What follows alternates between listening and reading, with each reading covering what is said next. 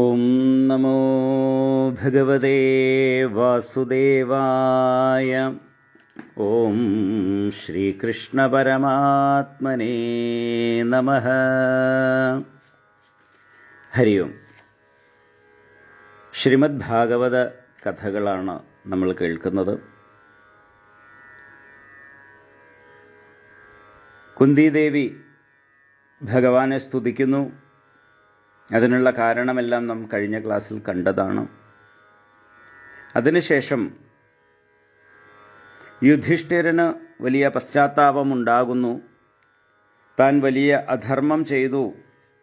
മഹാഭാരത യുദ്ധം ധർമ്മയുദ്ധമൊക്കെ ആണെങ്കിൽ കൂടി ഒരുപാട് പേരുടെ ഹിംസയ്ക്ക് താൻ കാരണമായി തീർന്നു. അതൊരിക്കലും ന്യായീകരിക്കാൻ സാധിക്കുന്നതല്ല. അനവധി ആളുകൾ വിധവകളായി, മക്കളില്ലാത്തവരായി, ഇങ്ങനെയൊക്കെ അദ്ദേഹത്തിന് വലിയ കുറ്റബോധം അദ്ദേഹത്തിൽ തോന്നുന്നു. അപ്പോൾ ദോഷമുണ്ടെങ്കിൽ അതിന് അശ്വമേധയാഗങ്ങളെ കൊണ്ട് പരിഹാരം ചെയ്യാമല്ലോ എന്നാണെങ്കിൽ അദ്ദേഹത്തിന് അവിടെയും തൻ്റെ യുക്തി എന്ന് പറയുന്നത് യഥാ പങ്കേന പങ്കാംഭഃ, വസ്ത്രത്തിലോ ദേഹത്തിലോ പറ്റിയ ചെളി കഴുകാൻ, ചെളി കളയുന്നതിന് വേണ്ടി ചെളിവെള്ളം ഉപയോഗിച്ചു കഴിഞ്ഞാൽ ആ ചെളി എങ്ങനെ നീങ്ങി ശുദ്ധമാവും? അല്ലെങ്കിൽ മദ്യം കഴിച്ച് തലയ്ക്ക് മത്തായിട്ടിരിക്കുന്ന ഒരാൾ ആ മദ്യലഹരി മാറുന്നതിന് വേണ്ടി വീണ്ടും മദ്യം കഴിച്ചാൽ എങ്ങനെയാണ് സ്വബോധം വീണ്ടും കിട്ടുക? ഇതുപോലെ ഒരുപാട് പേരെ കൊന്ന ദോഷം നീങ്ങുന്നതിന് വേണ്ടി യജ്ഞങ്ങൾ നടത്തിക്കഴിഞ്ഞാൽ ആ യജ്ഞത്തിലും ഹിംസയുണ്ട്. അപ്പോൾ യജ്ഞത്തിലും ഹിംസ ചെയ്തു കഴിഞ്ഞാൽ ഈ ഹിംസ കൊണ്ടെങ്ങനെ മറ്റേ ഹിംസയ്ക്ക് പരിഹാരമാകും എന്നൊക്കെയാണ് അദ്ദേഹത്തിൻ്റെ ചിന്ത. അങ്ങനെ അദ്ദേഹത്തിന് മനസ്സമാധാനം കിട്ടുന്നില്ല.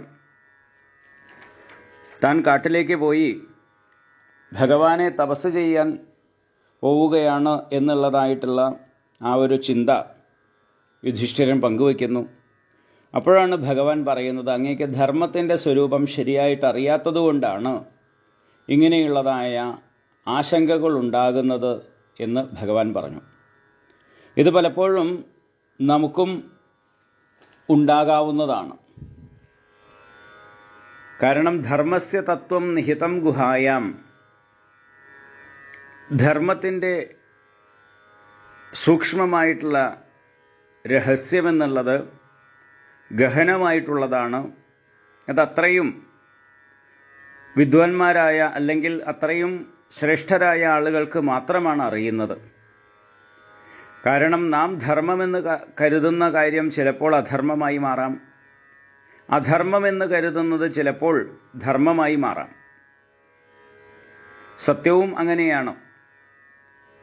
നാം പറയുന്ന സത്യമായിരിക്കാം, സത്യം മാത്രമേ പറയാൻ പാടുള്ളൂ എന്നുള്ളതാണ് നിയമം.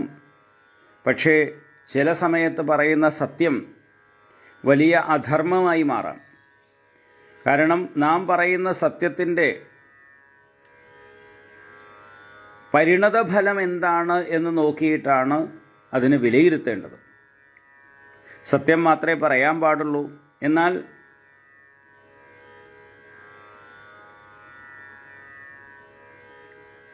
ദേവീ ഭാഗവതത്തിൽ പറയുന്നതായ ഒരു നിർവചനം വളരെ പ്രസക്തമായിട്ടുള്ളതാണ്.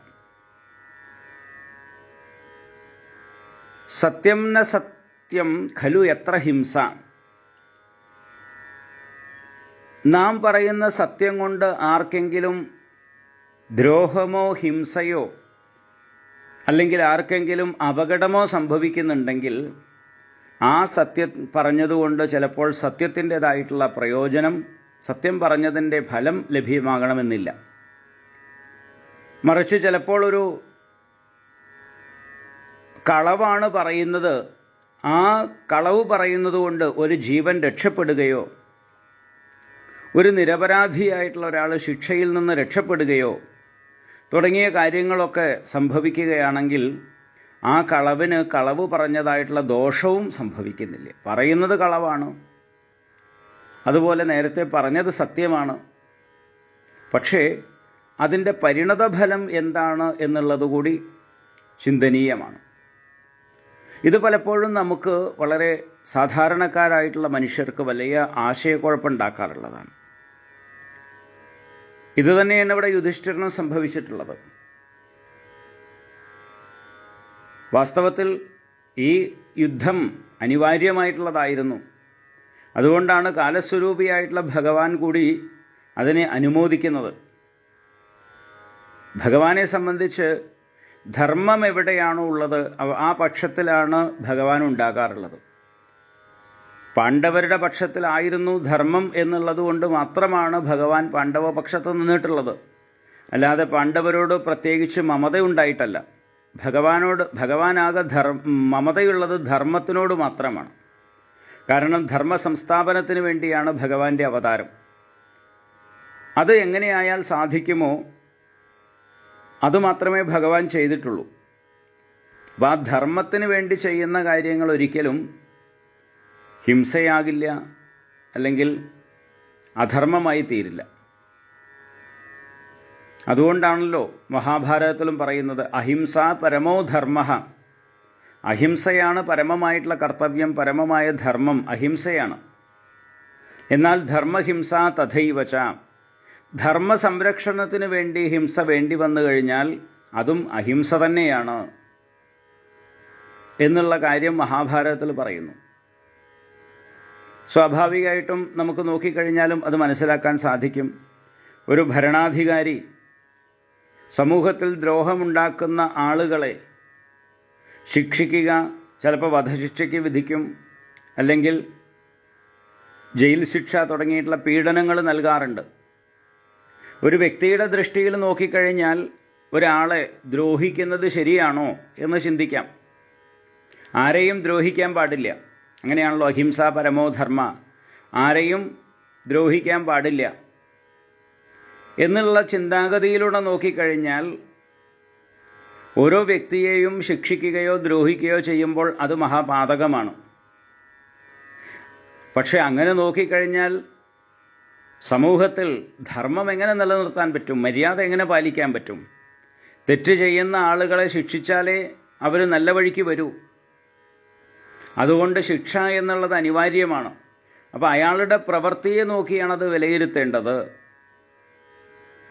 അയാൾ ചെയ്യുന്നതായിട്ടുള്ള പ്രവൃത്തി തെറ്റായിരുന്നു എന്നുണ്ടെങ്കിൽ അതിനുള്ള ശിക്ഷ അനിവാര്യമാണ്. അതുകൊണ്ട് തന്നെ ഇവിടെ അധർമ്മികളായിട്ടുള്ള ആളുകളും അവരുടെ കൂടെ കൂടിയവരും ഇല്ലാതാകേണ്ടത് അനിവാര്യമാണ്. അതുകൊണ്ടാണ് ഭഗവാൻ ആ മഹാഭാരത യുദ്ധത്തെ അനുകൂലിച്ചത്. കാലത്തിൻ്റെ ആവശ്യകതയാണത്. പക്ഷേ യുധിഷ്ഠിരനത് മനസ്സിലാകുന്നില്ല. ധർമ്മത്തിൻ്റെ നൂലാമാലയിൽപ്പെട്ട് കിടന്നതായിട്ടുള്ള യുധിഷ്ഠിരന് അത് മനസ്സിലാകാത്തതുകൊണ്ടാണ് ധർമ്മമൂർത്തിയായിരിക്കുന്ന ഭീഷ്മ പിതാമഹൻ്റെ അടുത്തേക്ക് പോകാൻ പറഞ്ഞതും ധർമ്മത്തിൻ്റെ സ്വരൂപം ചോദിച്ച് മനസ്സിലാക്കുന്നതിന് വേണ്ടി യുധിഷ്ഠിരൻ അനുജന്മാരോടും ശ്രീകൃഷ്ണനോടും ഒന്നിച്ച് കുരുക്ഷേത്രത്തിലേക്ക് പുറപ്പെട്ടതും. ഇവിടെ മനോഹരമായിട്ട് മറ്റൊരു കാര്യം കൂടി കാണിക്കുകയാണ്. അവിടെ ചെന്നു കഴിഞ്ഞ സമയത്ത്, അല്ലെങ്കിൽ അവിടെ ചെല്ലുമ്പോൾ ശരശയ്യയിലാണ് ഭീഷ്മ പിതാമഹൻ കിടക്കുന്നത്. ശരീരത്തിൽ മുഴുവൻ ശിഖണ്ഡിയെ മുൻനിർത്തി അർജുനൻ അയച്ച അമ്പുകൾ തറഞ്ഞു കയറി രക്തം വാർന്നൊഴുകി ഭീഷ്മ പിതാമഹൻ അവിടെ ശരശയ്യയിൽ കിടക്കുകയാണ്.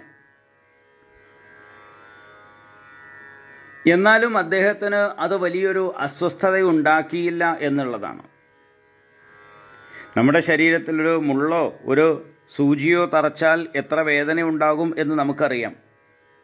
എന്നാൽ ദേഹം മുഴുവൻ അമ്പുകൾ തറച്ചു കയറി ഏകദേശം 2 മാസത്തോളമാണ്, 59 ദിവസമായിട്ടുണ്ടെന്നാണ് പറയുന്നത്, ഭീഷ്മർ കിടക്കുന്നത്. അതിന് കാരണം ഭഗവാനെ പൂർണ്ണമായിട്ടും മനസ്സിൽ ഉൾക്കൊണ്ടിട്ടായിരുന്നു ഭീഷ്മ പിതാമഹൻ കടന്നിരുന്നത്. ഭക്തശിരോമണിയായിട്ടുള്ള ഭക്തോത്തമനായിട്ടുകൂടിയാണ് ഭീഷ്മ പിതാമഹൻ. വീരയോദ്ധാവ് മാത്രമല്ല, ഒരു വലിയ ഭക്തശിരോമണി കൂടിയാണ്. അങ്ങനെയുള്ള ഭക്തശിരോമണിയായിട്ടുള്ള ഭീഷ്മർ മനസ്സ് ഈശ്വരനിൽ ഉറപ്പിച്ചിട്ടുള്ള ആളുകൾക്ക് ഹംസതൂലിക മെത്തയാണെങ്കിലും ശരശയനമാണെങ്കിലും തുല്യമാണ് എന്ന് സൂചിപ്പിച്ചുകൊണ്ട് ദേവലോകത്തു നിന്നും വീണ ദേവനെപ്പോലെ തേജസ്വിയായി കിടക്കുന്ന ഭീഷ്മരെയാണ് പാണ്ഡവരെല്ലാവരും കാണുന്നത്. ആ ഒരു കാര്യം നാം മഹാത്മാക്കളായിട്ടുള്ള രമണ മഹർഷിയാകട്ടെ, ശ്രീരാമകൃഷ്ണ പരമഹംസരാകട്ടെ, ഇവരുടെയൊക്കെ ജീവിതത്തിൽ കണ്ടിട്ടുള്ളതുമാണ്. അല്ലെങ്കിൽ അങ്ങനെയുള്ള അനവധി മഹാത്മാക്കൾ അവർക്ക് ശരീരത്തിന് എന്തെല്ലാം അസുഖങ്ങളോ പീഡകളോ വന്നു കഴിഞ്ഞാലും അതൊന്നും അവരെ ബാധിക്കാത്ത തലത്തിൽ പെരുമാറുന്നതും നമ്മൾ പുസ്തകങ്ങളിലൊക്കെ ഉണ്ട്. അതുപോലെ എത്രയോ പേര്. കാരണം അവരുടെ മനസ്സ്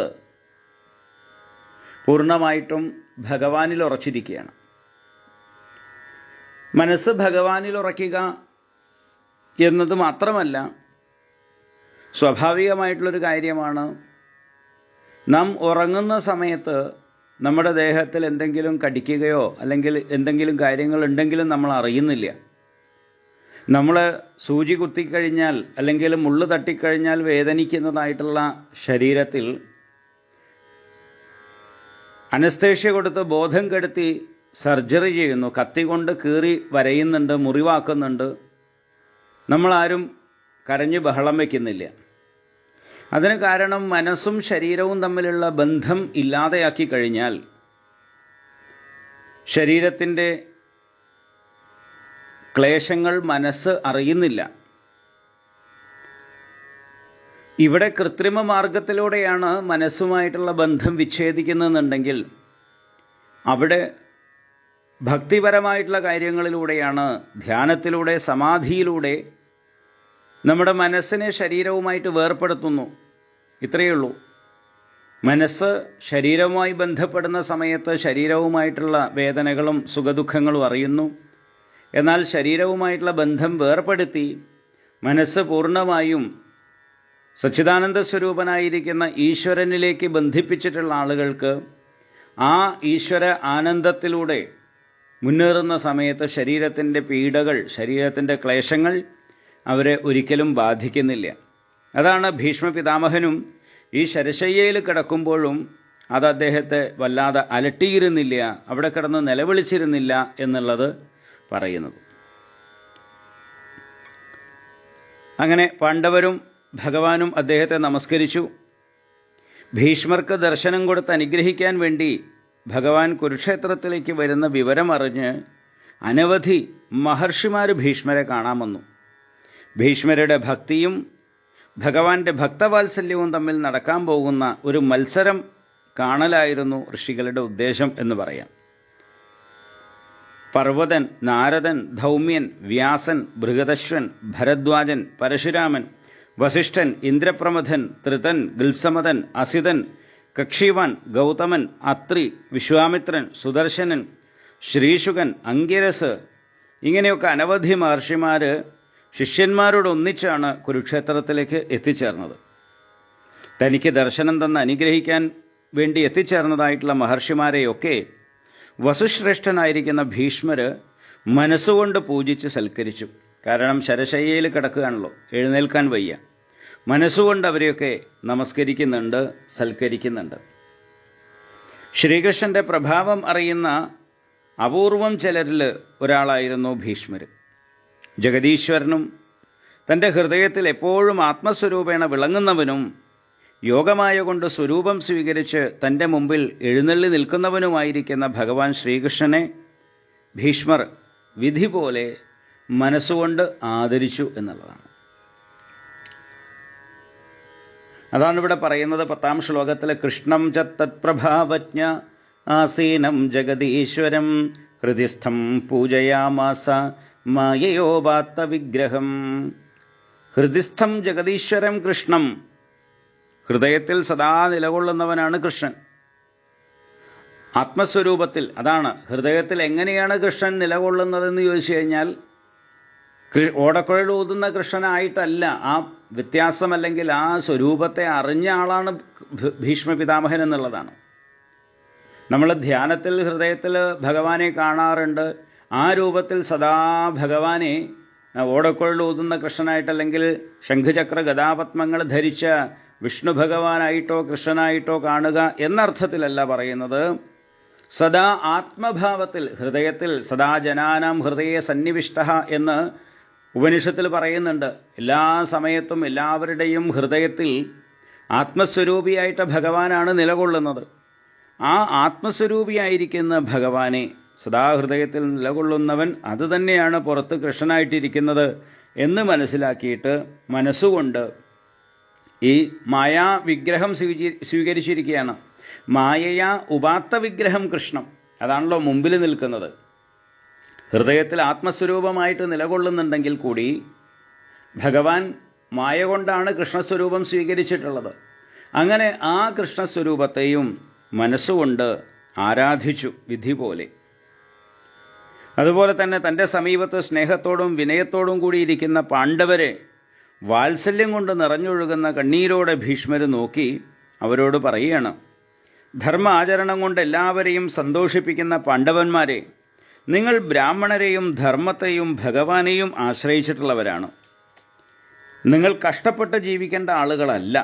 അതിരഥനായിരിക്കുന്ന പാണ്ഡു മരിച്ച സമയത്ത് നിങ്ങളൊക്കെ വെറും കുട്ടികളായിരുന്നു.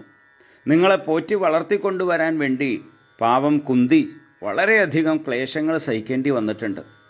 ധാർമ്മികരായ നിങ്ങൾക്ക് ഇങ്ങനെ ദുഃഖം സഹിക്കേണ്ടി വന്നത് കാലത്തിൻ്റെ പ്രഭാവമായിട്ടാണ് ഞാൻ കാണുന്നത്. അല്ലെങ്കിൽ സദാ ധർമ്മത്തെ പിന്തുടരുന്ന നിങ്ങൾ എങ്ങനെയാണ് ഇങ്ങനെ ദുഃഖിക്കുക? അപ്പം അത് കാലത്തിൻ്റെയാണ് എന്നാണ് ഞാൻ കരുതുന്നത്. സർവം കാലകൃതം മന്യേ ഭവതാം ചയതപ്രിയം സപാലോ യദ്വശേ ലോകോ വായോരിവഘനാവലി. അതാണ് ഭീഷ്മർ പറയുന്നത്. ധാർമ്മികരായിട്ടുള്ള നിങ്ങൾക്ക് ഇങ്ങനെ ദുഃഖം സഹിക്കേണ്ടി വന്നത് കാലത്തിൻ്റെ പ്രഭാവമായിട്ടാണ് ഞാൻ കാണുന്നത്. 14 ലോകങ്ങളും ഇന്ദ്രൻ മുതലായ ലോകപാലന്മാരും കാറ്റിനധീനപ്പെട്ട മേഘങ്ങളെപ്പോലെ കാലത്തിന് വശപ്പെട്ടവരാണ്.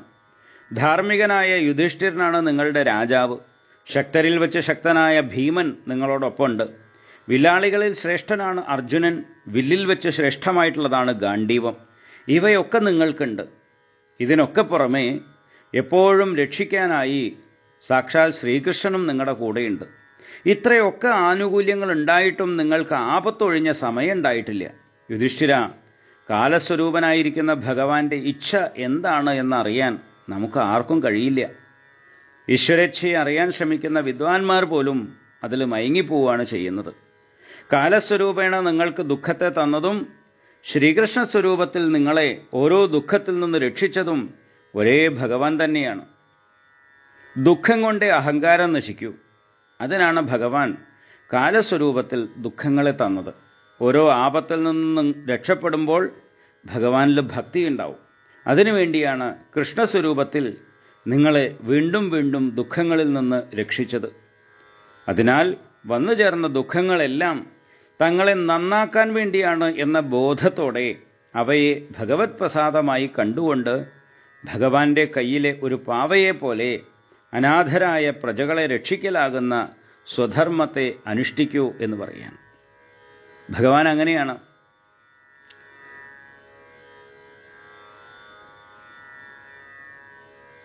ഒരേ സമയം കാലസ്വരൂപത്തിൽ നമ്മളെ ശിക്ഷിക്കുകയും ചെയ്യുന്നു, അതേസമയം നമ്മളെ തലോടി രക്ഷിക്കുകയും ചെയ്യുന്നുണ്ട്.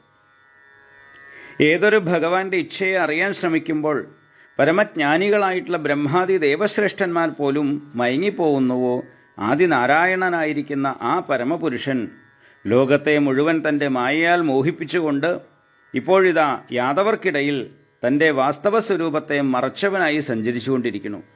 അതിരഹസ്യമായിട്ടുള്ളതാണ് കൃഷ്ണൻ്റെ മാഹാത്മ്യം. അത് 3 പേർക്ക് മാത്രമേ അറിയാൻ കഴിഞ്ഞിട്ടുള്ളൂ. പരമശിവൻ, നാരദ മഹർഷി, കപില ഭഗവാൻ. ഇവർക്ക് മാത്രമാണ് അത് മനസ്സിലാക്കാൻ സാധിച്ചിട്ടുള്ളത്. അസ്യാനുഭാവം ഭഗവാൻ വേദഗുഹ്യതമം ശിവ ദേവർഷിൽ നാരദ സാക്ഷാത് ഭഗവാൻ കപിലോ നൃപ.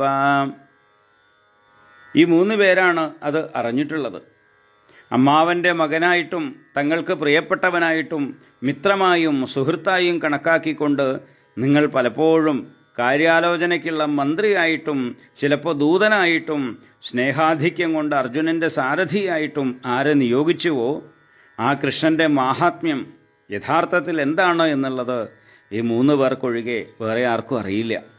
സർവാത്മാവായി എല്ലാറ്റിനെയും സമമായി കാണുന്നവനായി, അദ്വിതീയനായിട്ട്, അഹങ്കാരരഹിതനായിട്ട്, രാഗദ്വേഷങ്ങൾ ഇല്ലാത്തവനായിട്ട് വിളങ്ങുന്ന ഭഗവാൻ നിങ്ങൾ തേര് തെളിപ്പിച്ചതുകൊണ്ടൊരു കുറവോ അല്ലെങ്കിൽ രാജസൂയത്തിൽ അഗ്രാസന പൂജ ചെയ്തതുകൊണ്ട് എന്തെങ്കിലും മേന്മയോ ഭഗവാൻ ഉണ്ടായിട്ടില്ല. ഭഗവാൻ എല്ലാവരിലും സമനാണ്, ആരോടും പ്രീതിയോ അപ്രീതിയോ ഇല്ലാത്തവനാണ്. അങ്ങനെയൊക്കെയാണെങ്കിൽ കൂടിയിട്ട് ഏകാന്ത ഭക്തന്മാരുടെ മുമ്പിലെത്തുമ്പോൾ അവിടുത്തെ സമനില പലപ്പോഴും തെറ്റിപ്പോകാറുണ്ട് എന്ന് പറയുന്നു. സർവാത്മനാ സമദൃശക്യദ്യസ്യാനഹങ്കൃതേ തത്കൃതം മതിവൈഷമ്യം നിരവധ്യസ്യന ക്വചിത്. നിരവധ്യനായിരിക്കുന്ന ആ ഭഗവാന് പ്രത്യേകിച്ച് പ്രിയാപ്രിയങ്ങളൊന്നുമില്ല. എങ്കിലും തഥാപ്യേകാന്തഭക്തേഷു പശ്യ ഭൂപാനുകമ്പിതം യന്മേ അസുസ്തേജത സാക്ഷാൽ കൃഷ്ണോ ദർശനമാഗത.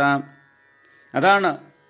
അങ്ങനെയൊക്കെയാണെങ്കിൽ കൂടിയിട്ട് ഏകാന്ത ഭക്തന്മാരായി സമ്പൂർണമായി ഭഗവാന് സമർപ്പിച്ചതായിട്ടുള്ള ആ ഭക്തന്മാരുടെ മുമ്പിൽ പലപ്പോഴും ഭഗവാന്റെ ഈ അവസ്ഥകളൊക്കെ മാറിപ്പോകാറുണ്ട്.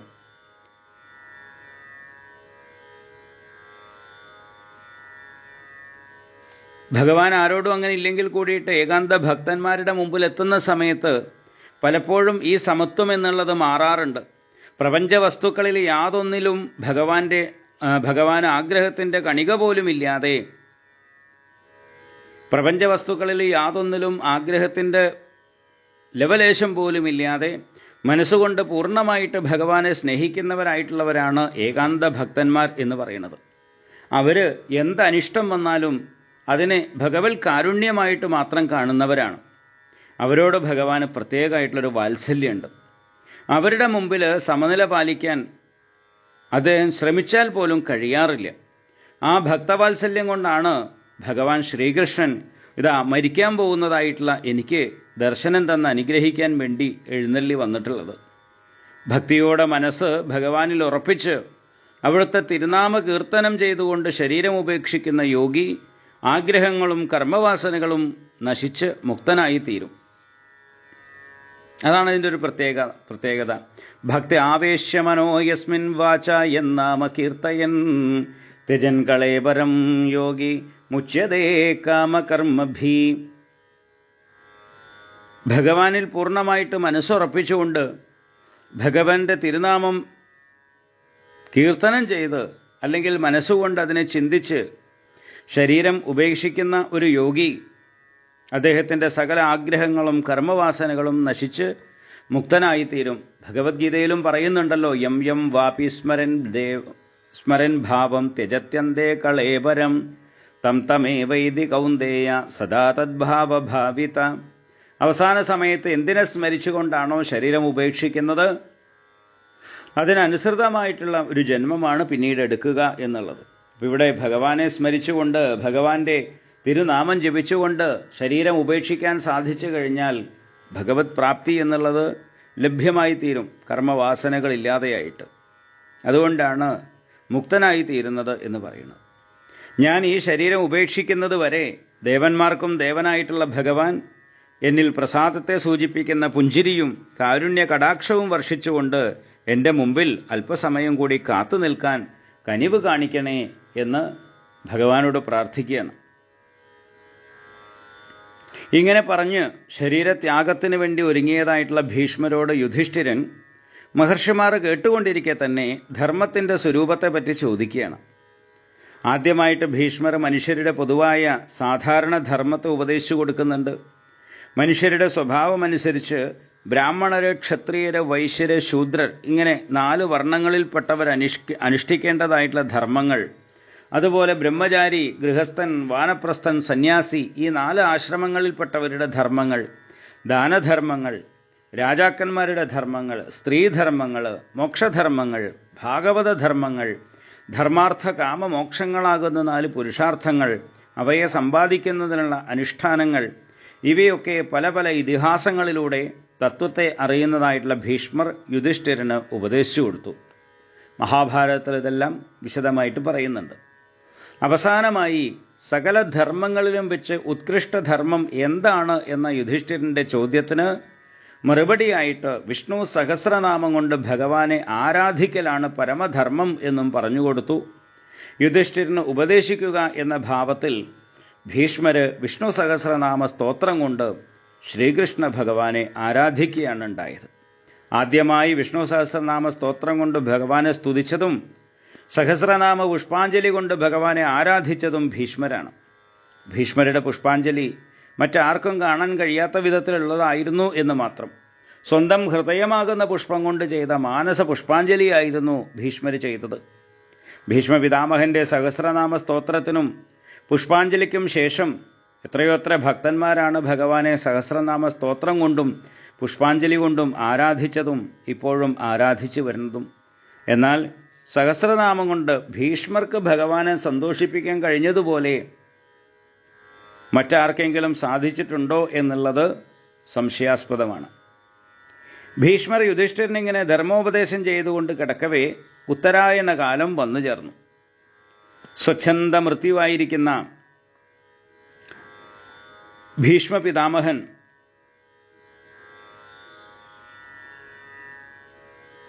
യോഗികളൊക്കെ ശരീരത്യാഗത്തിന് തിരഞ്ഞെടുക്കുന്ന സമയം ആയിട്ടുള്ള ഉത്തരായണത്തെ തിരഞ്ഞെടുത്തു. അച്ഛനായിട്ടുള്ള ശന്തനു മഹാരാജാവ് ആഗ്രഹിക്കുന്ന സമയത്ത് മാത്രമേ നിനക്ക് മരണം സംഭവിക്കൂ എന്ന് ഭീഷ്മർക്ക് വരം കൊടുത്തിട്ടുണ്ടായിരുന്നു.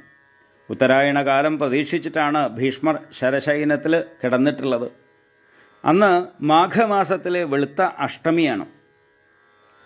ശരശയനത്തിൽ കിടക്കാൻ തുടങ്ങിയിട്ട് അന്നേക്ക് 59 ദിവസങ്ങളായിട്ടുണ്ട്. അന്നാണ് ഭീഷ്മർ ശരീരം ഉപേക്ഷിക്കാൻ വേണ്ടി നിശ്ചയിച്ചത്. ഉപദേശിക്കണമെങ്കിൽ പലതിനെപ്പറ്റിയും ചിന്തിക്കണമല്ലോ. അങ്ങനെ പല ചിന്തകളും വ്യാപിച്ചിരുന്നതായിട്ടുള്ള മനസ്സിനെ അവയിൽ നിന്നൊക്കെ പിൻവലിച്ച് ഭീഷ്മർ ഏകാഗ്രമാക്കി തീർത്തു. നിസ്സംഗമാക്കി തീർത്ത മനസ്സിനെ മഞ്ഞപ്പട്ടണിഞ്ഞ് നീലമേഘ ശ്യാമളനായി തൻ്റെ മുൻപിൽ എഴുന്നള്ളി നിൽക്കുന്ന ശ്രീകൃഷ്ണനിൽ ദൃഢമായിട്ട് ഉറപ്പിച്ചു. കാരണം ഇതുവരെ ധർമ്മശാസ്ത്രങ്ങളൊക്കെ മനസ്സിൽ നമുക്കതൊരു കാര്യം പറയണമെന്നുണ്ടെങ്കിൽ അതിനെക്കുറിച്ചിട്ടുള്ള ധാരണ ഉണ്ടായിരിക്കണം, ചിന്തകൾ ആ രീതിയിലായിരിക്കണം. അപ്പോൾ ഇവിടെ ധർമ്മസംഹിതകളായിരുന്നു ഇതുവരെ ഉപദേശിച്ചിരുന്നത്. ആ ധർമ്മസംഹിതകളായിരുന്നു ഭീഷ്മപിതാമഹൻ്റെ മനസ്സിൽ ഇത്രയും സമയം ഓടിക്കൊണ്ടിരുന്നത്. എന്നാൽ ഇപ്പോൾ അതെല്ലാം പാത്രം കഴുകുന്നത് പോലെ ആ മനസ്സിലെ ചിന്തകളെ മുഴുവൻ, വിഷയചിന്തകളെ മുഴുവൻ, അല്ലെങ്കിൽ ധർമാധർമ്മ ചിന്തകളെ മുഴുവൻ മാറ്റി ഇപ്പം ആ മനസ്സ് മുഴുവൻ ഭഗവാനിൽ ഉറപ്പിക്കുകയാണ്. ശരീരം ഉപേക്ഷിക്കാൻ വേണ്ടി അല്ലെങ്കിൽ മരിക്കാൻ തയ്യാറാവുകയാണല്ലോ. മനസ്സ് മുഴുവൻ ഭഗവന്മയമാക്കി തീർത്തു ഭീഷ്മപിതാമഹൻ. അതാണ് നിസ്സംഗമായി തീർന്ന മനസ്സിനെ മഞ്ഞപ്പട്ടണിഞ്ഞ് നീലമേഘ ശ്യാമളവർണ്ണനായി തൻ്റെ മുൻപിൽ എഴുന്നള്ളി നിൽക്കുന്ന ശ്രീകൃഷ്ണനിൽ ദൃഢമായിട്ട് ഉറപ്പിച്ചു. അദ്ദേഹത്തിന് എന്തെങ്കിലുമൊക്കെ പാപവാസനകൾ ഉണ്ടായിരുന്നു എങ്കിൽ അതൊക്കെ ഭഗവത് സ്വരൂപത്തിൽ മനസ്സ് ഉറച്ചതോടെ നശിച്ചു. അതാണ് ദിവസവും ഭഗവാനെ കുറച്ചു നേരം ധ്യാനിക്കണമെന്ന് പറയുന്നത്. ഏതൊരാളാണോ ദിവസവും കുറച്ചു സമയമെങ്കിലും നിഷ്കളങ്കമായി ഒന്നിനും വേണ്ടിയല്ലാതെ ഭഗവാനെ ധ്യാനിക്കുന്നതായിട്ടുള്ള അല്ലെങ്കിൽ ഭഗവാന്റെ സാന്നിധ്യം അല്പമെങ്കിലും നിലകൊള്ളുന്നതായിട്ടുള്ള, സ്ഥിതി ചെയ്യുന്നതായിട്ടുള്ള ആ മനസ്സിൽ പാപവാസനകൾക്കൊരിക്കലും നിൽക്കാൻ സാധിക്കില്ല. അതുകൊണ്ടാണ് ദിവസവും ഭഗവാനെ അല്പസമയം മനസ്സിൽ ധ്യാനിക്കണം എന്ന് പറയുന്നത്. ആ ഭീഷ്മപിതാമഹൻ ഭഗവാനെ ധ്യാനിച്ചതുകൊണ്ട് അദ്ദേഹത്തിൽ എങ്ങാനും തങ്ങി നിന്നതായിട്ടുള്ള ആ പാപവാസനകൾ കൂടി ഇല്ലാതെയായി.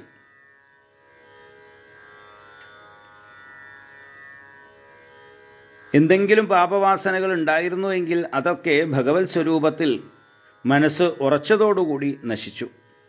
തന്നിൽ മനസ്സ് ഉറപ്പിച്ചു കിടക്കുന്ന ഭീഷ്മരെ ഭഗവാൻ കാരുണ്യ കടാക്ഷം കൊണ്ട് കുളിർപ്പിക്കുകയായിരുന്നു. ആ കടാക്ഷമാകട്ടെ പൂനിലാവു പോലെ ശരീരത്തിലേറ്റതോടെ ഭീഷ്മർക്ക് ആയുധങ്ങൾ കൊണ്ട് ദേഹമാസകലം പൊട്ടി മുറിഞ്ഞ വേദന വിശേഷം മാറി. ഇന്ദ്രിയങ്ങളുടെ പുറമേക്കുള്ള ചലനത്തെ അടക്കിക്കൊണ്ട് ഭീഷ്മര് പിന്നീട് ഭഗവാനെ സ്തുതിക്കുകയാണ് ചെയ്യുന്നത്. അതാണ് ഭീഷ്മസ്തുതി. കുന്തിസ്തുതി കഴിഞ്ഞിട്ട് വരുന്നതായിട്ടുള്ള ശ്രേഷ്ഠമായിട്ടുള്ള മനോഹരമായിട്ടുള്ള സ്തുതിയാണ് ഭീഷ്മസ്തുതി എന്ന് പറയുന്നത്. ആ ഭീഷ്മ സ്തുതി നമുക്ക് അടുത്ത ക്ലാസ്സിൽ കേൾക്കാം. കാരണം അല്ലെങ്കിൽ അത് പകുതി വെച്ച് നിർത്തേണ്ടി വരും. അതുകൊണ്ട് ആ സ്തുതി നമുക്ക് അടുത്ത ക്ലാസ്സിൽ കേൾക്കാം. ഹരി ഓം.